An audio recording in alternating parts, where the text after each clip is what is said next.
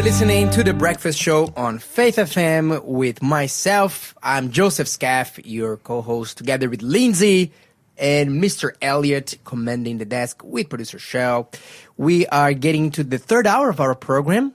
We started at 6 a.m. New South Wales time. You can catch up any of our previous moments here through the podcast that's going to be released today.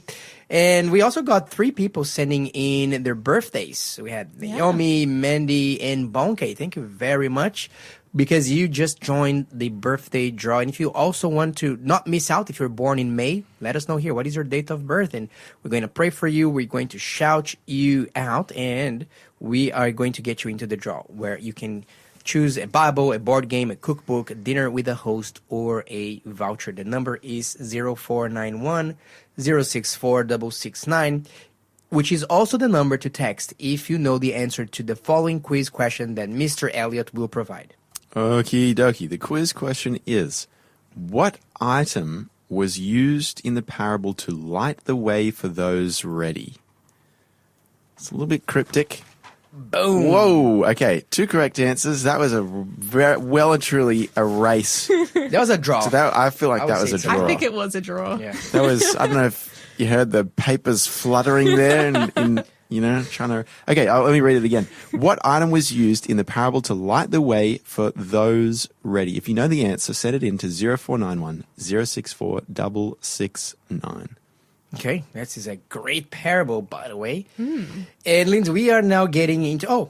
we actually have to read some text messages that came through. How about that? I have to read a text message here from my friend Wayne. Yeah, you go for it. Because it has to do with running. It's one of my favorite things. That's definitely for you, not me. Definitely for me. Well, maybe we'll convince you to join the running world. I think you're going to love it. It's one of the best things you can do with your body. Is it a wicked man runs when no one is chasing? Yeah. But you know what? It's okay. You can still run. Elijah ran. He ran ahead of the chariot of Ahab. So Yeah. Wayne said, "Good morning, blessings, love you all." Thank you, Wayne. We love you back. When I started to run only a year ago, I thought you were running forever because Wayne is like the marathon pro, pretty much. Okay, but let's keep going. I had to learn to walk first, then move up to running. It's amazing how much you take for granted, but not really knowing the true action. And then you understand and get everything comes easier. Your time, your heartbeat is lower. You can go for longer and not get sore. Oh, look, I am dreaming of that outcome to my life, Wayne, I must say. It's a little bit like the Bible, he continues. We can take it and the earth for granted, but when we understand it, everything becomes clearer, and we live not by ungratefulness, but by gratefulness. Oh. Yeah, I think it's a fantastic illustration. It's good on you. Yeah. It says, hey, by the way, when is your triathlon, brother? My next marathon is Gold Coast, the 5th of July. I wish I would be ready to do the 5th of July Gold Coast Marathon, but I'm nowhere close to be able to run a marathon yet. I will be there. Wayne, we're going to still run a marathon together. My next triathlon, I do not know. I'm thinking about, look, I was sure that I was going to have my triathlon in October. Mm-hmm. But I'm not so unsure. I'm a little bit unsure now. Why is that? Because, look, I do not know if I will be ready after my last half marathon performance. Okay. I haven't given up on it yet, but then I also chose one of the hardest ones in Australia. Yeah. I haven't heard the updates. What happened? With the half marathon? Yeah. Look, I ran it, I finished it, but I think I was undertrained, so my ankle in particular was very sore, and my knees didn't like it after kilometer 14. They were complaining a lot, so but I started to do something about it, so now in all my training sessions, I'm strengthening my ligaments and strengthening my ankles and my knees, and I have all kinds of particular exercise to do this, which is very nice and cool. So that's that. And the triathlon that I was hoping to do would be one in Port Macquarie in October. But the thing is, they said it's a brutal one, probably one of the hardest ones in Australia. And I don't know if I should do it as my first half Ironman, the hardest one around. But I'll see. I haven't given up yet, but I'm contemplating just moving to another flatter course. This one in Port Macquarie has a massive hill, apparently. Oh, okay. Yeah, Fair enough. in the bicycle side of things. But we'll see. I'm probably going to do it, but I don't know at this moment. Not too sure. Yeah. Cool. All right. Well, hey, that was a really great message that we just got through from Wayne. Hey, if you are listening and you want to get involved and you want a shout out, please send us through some messages. We'd love to chat with you. We'd love to answer your questions. We'd love to connect. Send it through to 0491064669. But now I think it's time for us to get into our Bible study for this hour. What do you think? I'm keen. You're keen? Tell us, what are you going to be bringing to us from the land of the Bible knowledge, Lindsay, today? Okay. So today, our topic, we're going to be talking about Jesus teaching us how to pray. All right. How do you think people during Jesus' time were praying? Look, if I know anything about Jewish traditions, they had a lot of prayers Yeah. for absolutely everything, but all these prayers are kind of ready-made, and you just learn how to recite them, and you just repeat them. And not unlike, I had a Catholic upbringing, and I had to memorize the Hail Mary prayer and the Lord's Prayer, and basically from what I've been taught how to pray, you just pray those things, and then at the end you could ask for something, but basically the power is pretty much on the very words being repeated again.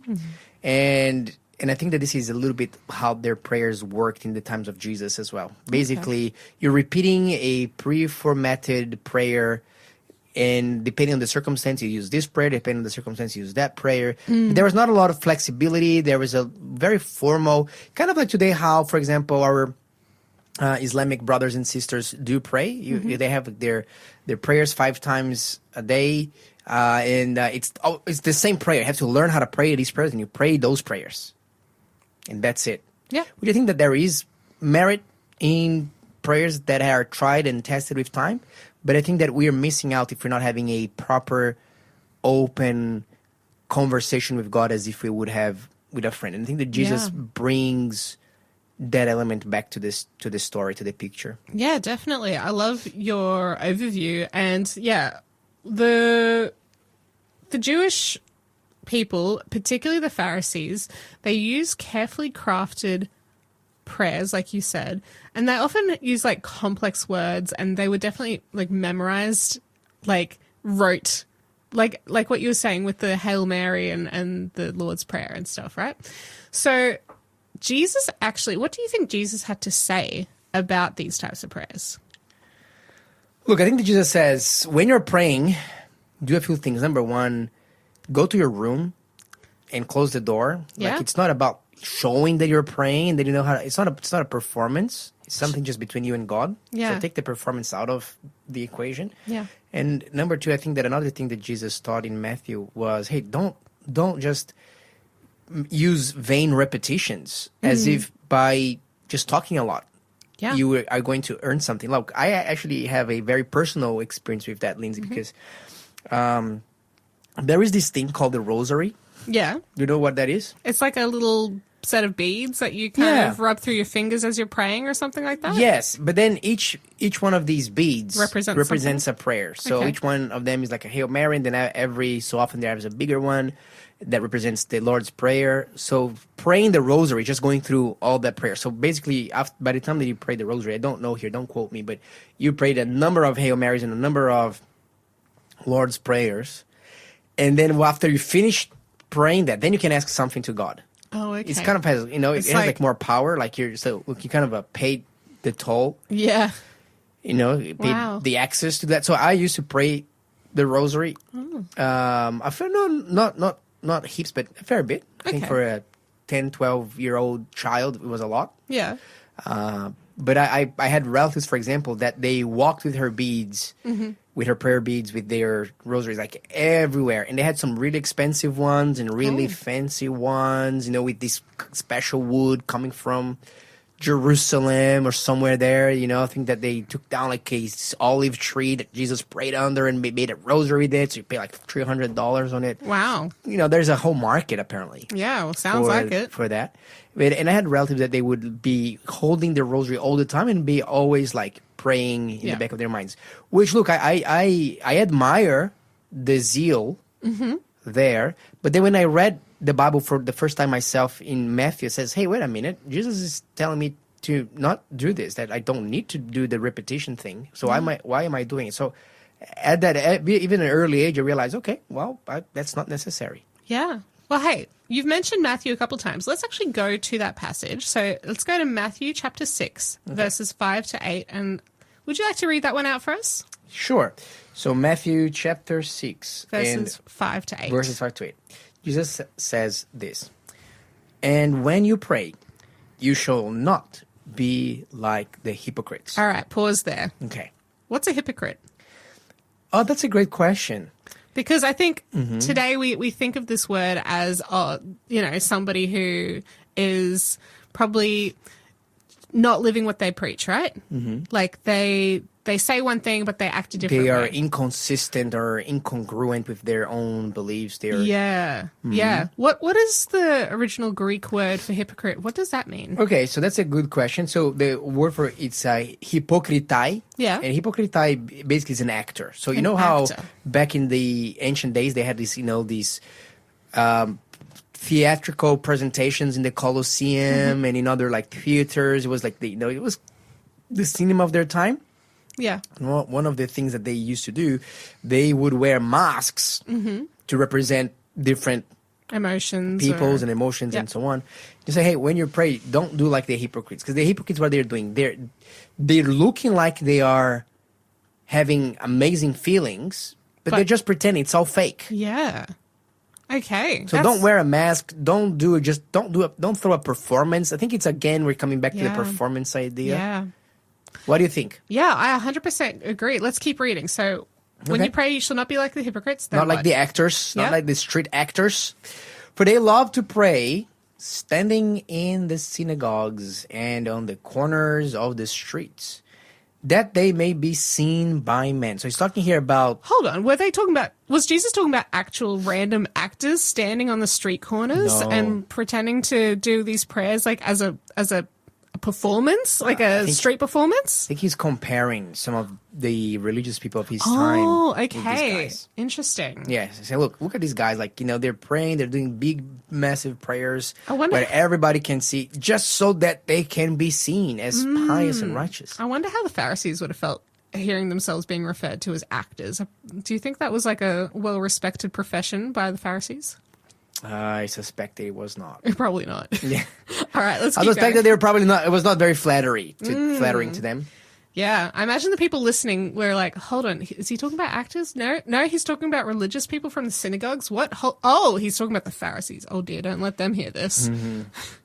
Keep going. Surely I say to you, they have their reward. I mean, if they're wanting to be seen by people, well, okay. Well, so you go. So you're praying to be seen? Congratulations, you've been seen. But in verse 6, but you, when you pray, go into your room, and when you have shut your door, then pray to your Father who is in the secret place. And your Father who sees in secret will reward you openly. This is quite the promise, wasn't it? Yeah. We were talking about someone being shut away in a room earlier in our talk today. We talked about the little boy who had died and the mother placed him in the room for privacy. I think this is a very similar thing. Shut your door, have some privacy. Yeah. And then God is going to actually bless you openly. Yeah. Which is interesting. Everybody will see that you're being blessed by God. And when you pray, do not use vain repetitions as the heathen do, for they think that they will be heard for their many words. Okay. Vain repetitions. Like we were talking about a rosary just a moment ago. And you were telling me it's pretty repetitive from your experience. Yeah, 100%. Right? Hail Mary this, Hail Mary that. Oh, Lord's Prayer, back to the Hail Mary, a few others maybe. That sounds rather repetitive. Yeah. Interesting. And not only that, I think that Jesus is saying here also like the pagans. Because when you look at pagans, look, even in our time, like people that are from non-Christian religions, there's a lot of repetition involved. There's mantras. I think we see this in the Hindu faith a lot. There's like mantras that repeat again and again and again. And in Islam as I well. once went to a Buddhist retreat. It was many, many years ago. I was not a Christian. A friend of mine, invited me to go. So yeah, sure, I'll go. I'll see what it's like. And part of it was standing there and repeating the same. We learned this mantra, and we're basically repeating that mantra again and again and again for like 30, 40 minutes, non-stop. Sounds riveting. Yeah, look, I didn't feel any particular power. Yeah. I think that after a while, you do feel a little bit of a peace. I think partly because you're kind of exhausted and your brain is kind of, not Turned off thinking by about that anything. point. Yeah. So you kind of feel, like when you feel like the runner's high after running. Okay. Have you ever felt that? Maybe once. Okay. I did I run think once. I imagine that it's a similar thing, but look, it was a lot of repetition, which is just calling, hey, this is vain. Like, God doesn't really listen to things based on that. This is not how he works. Awesome. Can we finish reading to the end of verse 8? Yeah. Therefore, do not be like them, for your Father knows the things you have need of, even before you ask him. In this manner, therefore, pray. Our Father in heaven, hallowed be All your right. name. We can pause there. You're listening to the Breakfast Show podcast on Faith FM. Positively different. And now it's time for a quiz answer and for our final quiz question of today. Okay. And yeah, so All right. we've got that quiz answer right now. It is. That is correct. I was a little bit distracted. Sorry. Okay, so the quiz question was, what item was used in the parable to light the way for those ready? The answer was lamps. Not a hurricane lantern? Not a hurricane lantern. No, it was lamps. And that's found in Matthew chapter 25, verse 4. It's actually the parable of the 10 virgins, which is a really, really interesting parable. Awesome. So there you go. Cool. Lamps. Lamps. Very Okay. good. And what is the last quiz question? Okay, the last quiz question of today is this. Axes were frequently used by the Israelites in battle. According to Deuteronomy chapter 20, verse 19, what were the Israelites forbidden to destroy with an axe when they laid siege to cities? I'll say that one more time. According to Deuteronomy 20, verse 19, what were the Israelites forbidden to destroy with an axe when they laid siege to cities? We have one correct answer and one, I'm going to say half correct answer. I'm going to be a bit strict on this answer. So A specific type of what I wrote? it's a yes. So if you do know the answer to this question, you can text us in to 0491 064 669. According to Deuteronomy 20, verse 19, what were the Israelites forbidden to destroy with an axe when they laid siege to cities? Okay, I finally got We the got full two correct Finally got it. answers. Well done. Yeah. Okay. Well, I had the generic thing correct at first. So Oh, okay. Yeah. Yeah. Sounds good. Wow, this is actually a good question. I haven't Yeah. been around that passage for a Right. long time. today has been obscure and I love it. Yeah. It's good. It's It been gets the really good. brain ticking. Get the brain juices flowing. The brain juices. Oh, okay. Let's not get them flowing everywhere. All right, Lindsay. So we're talking about I'm really enjoying our Bible study today about Yeah. the Lord's Prayer. I think that this is a fantastic, amazing, beautiful prayer. Yeah. So we were just going through Matthew chapter 6, verses 5 to 8, looking at what Jesus has to say about what is an appropriate way to pray. And he says, don't be an actor, don't be a hypocrite, don't be praying these pre-prescribed, pre-memorized prayers looking like you know what you're doing and you want to have other people looking at you thinking, oh, you're so spiritual, right? That is not what prayer is all about. Instead, he says there's an element needed for privacy. Go into your room, shut the door, pray to your Father in the secret place, and your Father who sees in secret will reward you openly. Don't be using vain repetitions. Don't be thinking that because you repeat the same thing over and over, then God will hear you. It's not a formula. It's not like you putting your name in the hat umpteen times and then God will finally pull your name out of the hat and actually read your prayer request. It doesn't work like that. He hears every single prayer. So it's not like buying raffle tickets. It's not a raffle ticket situation. You don't have to buy 300 raffles in order to get a chance to win a pair of socks. a pair of socks or a house or whatever it might be. It doesn't work like that. Instead, it's about a personal relationship, a secret personal relationship. It doesn't have to be like super duper secret, but it can be. He's emphasizing privacy. And I want to just show you a few other verses that shows us how Jesus prayed. The disciples were watching Jesus pray, and they knew that prayer was a vital part of his life. So let's have a look at Luke 5, verse 16. I'll just read these out really quick. And it says, so he himself often withdrew into the wilderness and prayed. We're going to go to Luke 6:12. Now it came to pass in those days that he went out to the mountain to pray and continued all night in prayer to God. Luke 9:18 says, and it happened as he was alone praying that his disciples joined him, and he asked them, saying, who do the crowd say that I am? In Luke 22, verse 41, it says, and he was withdrawn from them about a stone's throw, and he knelt down and prayed. Luke 24:30 says, now it came to pass as he sat at the table with them that he took bread, blessed it, and broke it, and gave it to them. Mark 1:35 says, now in the morning, having risen a long while before daylight, he went out and departed to a solitary place, and there he prayed. And finally, Mark 6:46 says, and when he had sent them away, he departed to the mountain to pray. So here we have a number of examples where in the stories of Jesus, he was taking time aside. He would either go a little way away from other people, or he'd go a very long way away from people. And something that struck me in these stories was that he would go to the mountain to pray, and often like very early in the morning, like in the middle of the night, he'd be walking up a mountain and he'd be spending time in prayer with God before beginning his day. I was just reading in my devotional recently, somebody made a comment that Jesus didn't do anything by himself, like of his own planning. He waited for God to give him the plans for that specific day. So he made sure he emphasized, he prioritized spending time with the Heavenly Father in prayer. Now, when was the last time you went for a hike up a mountain? 3 days ago. 3 days ago? How long did that hike take you? That hike took me about 40 minutes. 40 minutes? Okay, so it wasn't just like a quick 5-minute run up to the top and run back down again sort of thing. No, it was a solid. It was a solid yeah. 40 minutes, and that's pretty substantial, right? Depending on the kind of mountain it is, the height and the length. It would probably have taken me less time, but I had a bunch of children with me and so on. I'm carrying some of them, on my, Sure. on my lap and everything. So because they were tired. Yeah. But but we're talking about some substantial time here, though. Yeah. If Jesus is taking the time to go for a morning To go up to mountain the hike, mountain. to spend time with the Heavenly Father, he's not rushing through that process.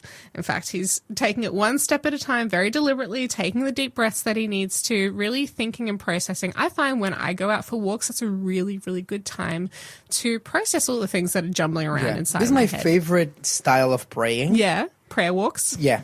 Prayer Walking. hikes. Prayer hikes, prayer walks. I love it. I have like a little reserve not far from my house. And that's one of my favorite places. If I need to get some perspective from the Lord, I would just walking the loops there, and I'm talking to God.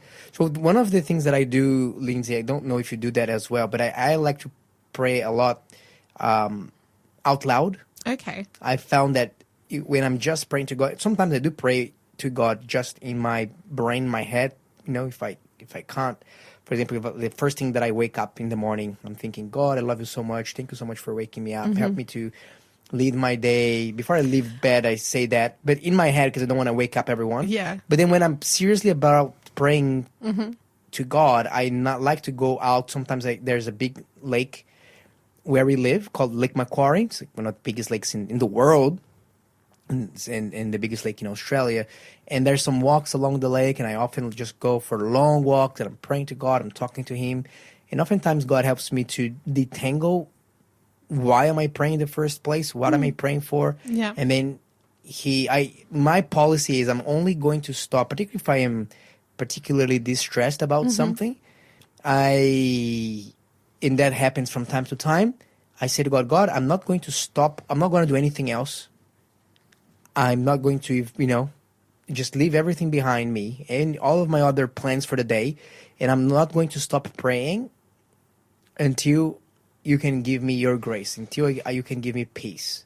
And sometimes that can take good 2-3 hours Yeah. in a redneck from the sun Yeah. in prayer. But you know what? Yeah. It's worth it, because then I say, okay, now that I have clarity, now that I want what God wants me to do, now I can actually have peace and move on. Yeah.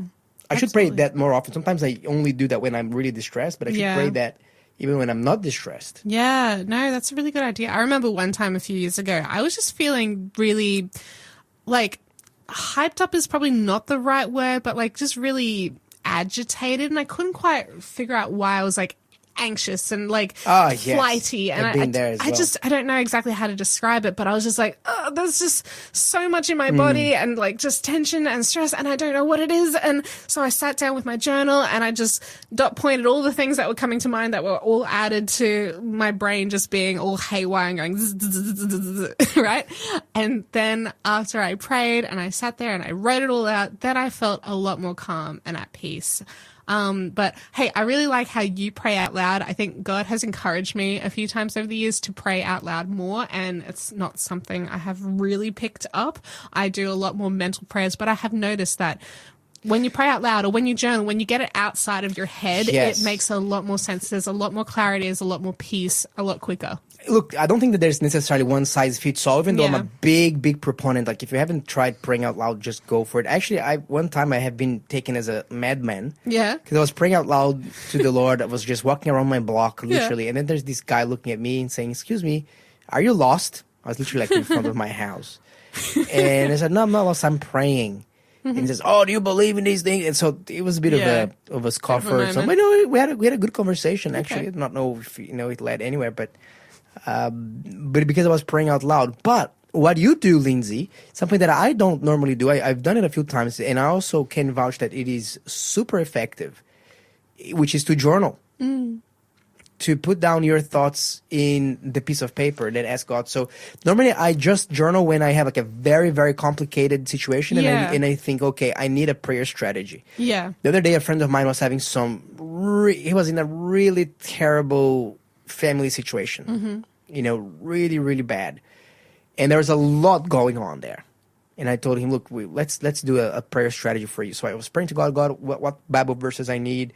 And I think I came down with like 15, 20 different Bible verses. Okay. And I crafted it, and I sent it to my friend saying, this is what I would pray if I was in your circumstance. And there's the Bible verse, and this is why I'm choosing this Bible verse. Pray all these things to God until your heart can be at peace. Yeah. And these prayer strategies, I think I learned those ones kind of, that movie War Room? Yeah. Yep.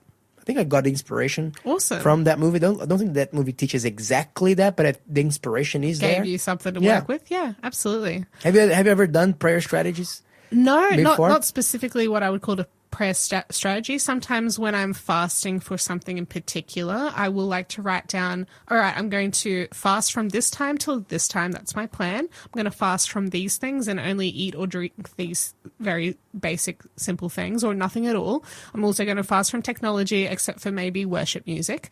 And I will also write down, I'm praying for either this person or this thing. And these are some Bible verses I'm going to pray specifically and claim in this. So when I fast, I like to have a written plan Nice. of how I'm going to do it. So I don't just accidentally break my fast too early because I didn't really have much of a plan, So I can refer back to it and be like, no, I'm going to fast until this time. So your plan includes not only the prayer points you're going to make, but also everything that you're going to do, like every Yeah. hour or every half an hour? No, not specifically. Just like I like to have like a little one page, not overcomplicate it, just this is the guideline that I'd like to follow for this fast. And I haven't How long done, would you fast for in these cases? So sometimes I will fast for a single meal. Sometimes I'll fast for like 3 days just drinking coconut water and regular water. Sometimes I'll do a juice fast for like 7 days where I'll just freshly juice things in my juicer. Sometimes I will have juice and like boiled eggs because I just need a little bit of extra something, but something really basic for my body. Like it's not so much to be like losing weight or anything, but it's so that my mind can be really clear and sharp, and definitely staying away from sugar because my brain works a lot lot better without sugar. So Yeah. those are kind of things that I keep in mind, wanting to have electrolytes if I can, but not overcomplicating and burdening my digestive system and making all the blood rush to my belly when I need it in my brain so I can hear from God clearer. So when you're fasting, what are you trying to accomplish? You mentioned about having a clear mind, but do you think that by fasting you're kind of buying a little bit of extra favorite tokens in heaven? No, absolutely not. Like I learned a long time ago that fasting and praying and doing all the religious spiritual things, that's not at all to buy God's favor, to use as part of a transaction with God to get him, like, to twist his arm to do the thing that I want him to do. Instead, for me, fasting is a way for me to really focus my mind on connecting with God and hearing from him if he wants to share anything with me, whether through his word or directly into my mind. Whatever it is, like, I just want to, I guess, set some time aside with God.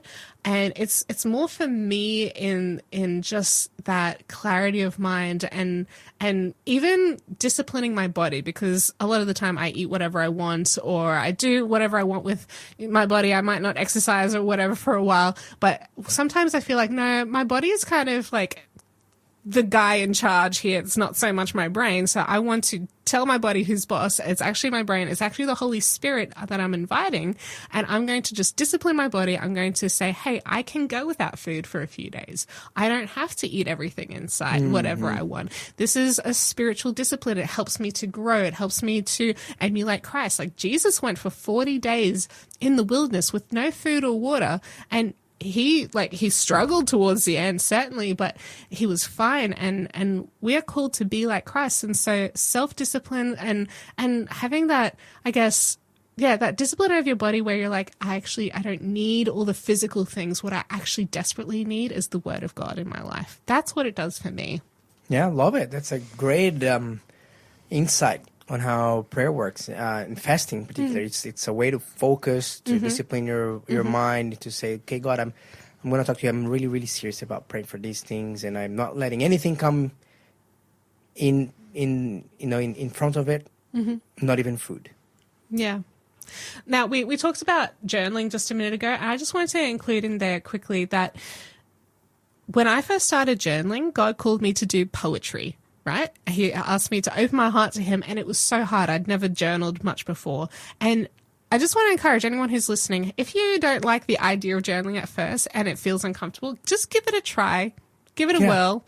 Like, it might feel uncomfortable and clunky and weird at first, but it actually, I think it will open up a new experience in your relationship with God. Just give it a try. See how it goes. And I like how you said that sometimes when you're journaling, you're just jotting down, putting some bullet points of things points that are in your mind. I think that makes it very accessible. Yeah, and then from there everyone. I can flesh it out and see how it all works together and whatever. But just to start somewhere, like, these are the things before I forget them all. Yeah, I really like it. You're listening to the Breakfast Show podcast on Faith FM. Positively different. And now we have a giveaway. And the giveaway we are offering today is a book called Abide in Jesus, Steps to Personal Revival, series book number 2 by Helmut Horbiel. I don't know if I've said his name right, but anyway, this book is about, obviously, abiding in Jesus. What does that mean to abide in Jesus? We have a verse here, Luke 11:9-13. Jesus urges us to pray for the Holy Ghost. And in John 15, verses 1-11, he tells us to remain in me and I in you. A life abiding with Christ in our heart through the Holy Ghost leads to a fulfilled, productive, and victorious life here and for eternity. Do you want to live a fulfilled, productive, victorious life? Well, maybe you want to get your hands on this book, Abide in Jesus. If you would like to, text us through to 0491 064 669 with the hashtag abide. That's 0491 064 669, hashtag abide, and we will get this book to you. Now it's time for our final quiz answer of today's show.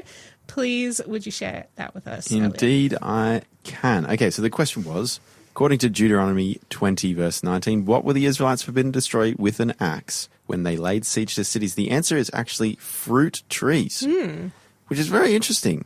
You know, it's like, okay, when we go and capture another city or siege it, we're told actually don't chop down the things that we can use for food. Yeah, I guess that makes sense because God was giving the land and its fruitfulness to the Israelites to live on. And he actually made a very specific promise that the manna would stop being given after the first year that they lived in the land. And so why would they chop down the productive fruit trees that they're going to be eating for the rest of their days if, it doesn't make sense to chop down the provision that he's giving them. That's right. Don't destroy resources that will be useful. Yeah, for that's part you of the for inheritance. future. You cannot grow a fruit tree in one day. Yeah. It takes 20 years to get a decent sized fruit tree, right? It takes at least 4 or 5 years before God's law would allow them to even harvest fruit trees that have just been planted. So it's so important to have those mature fruit trees ready to go. They haven't done anything wrong. They're not sinful. There's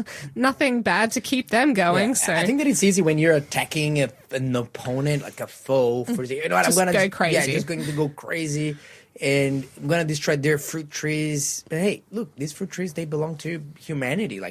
Don't keep them.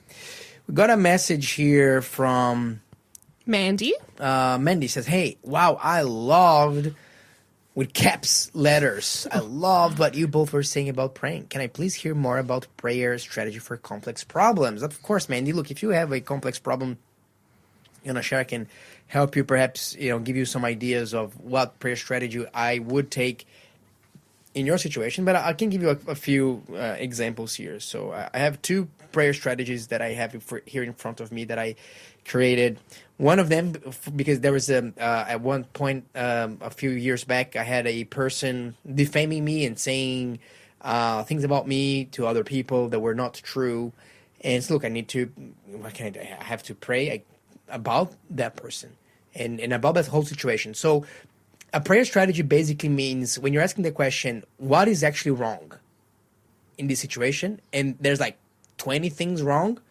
Then you have one specific prayer point for each one of these points. So for example, I would start with praising God.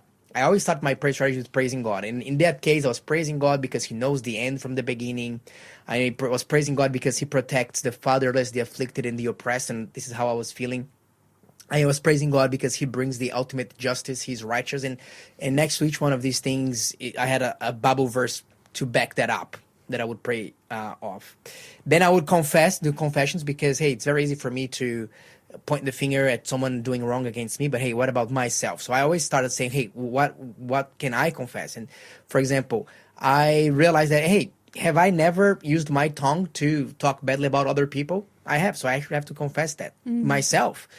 So I was Psalm 101 verse 5, for example, Bible says, whoever slanders his neighbor secretly, I will destroy. Whoever has a haughty look and an arrogant heart, I will not endure. So that was both for me to confess my own sin, but at the same time, a reminder that God was going to fight those battles for me. Then some things that I needed to pray about. For example, I did not want to be moved emotionally for that. I didn't want that to be taking in and sapping in and draining all of my emotional energy. So I was praying for that. So Psalm 109 verse 3, for example, is one of the Psalms that I quoted. It says, they encircle me with words of hate and attack me without cause.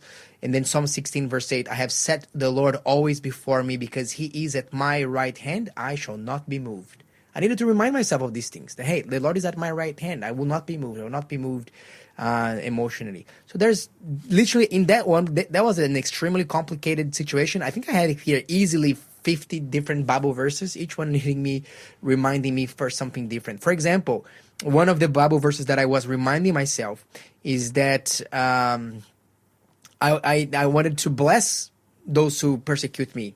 For example, James, Proverbs chapter 25, verses 21 and 22. If your enemy is hungry, give him bread to eat. If he's thirsty, give him water to drink. For you will heap burning coals on his head. So I was thinking, God, help me to repay the evil that I'm receiving with actual good. I needed to pray because guess what? My heart wanted to go in the opposite direction. And I wanted to curse those who are cursing me. Yeah.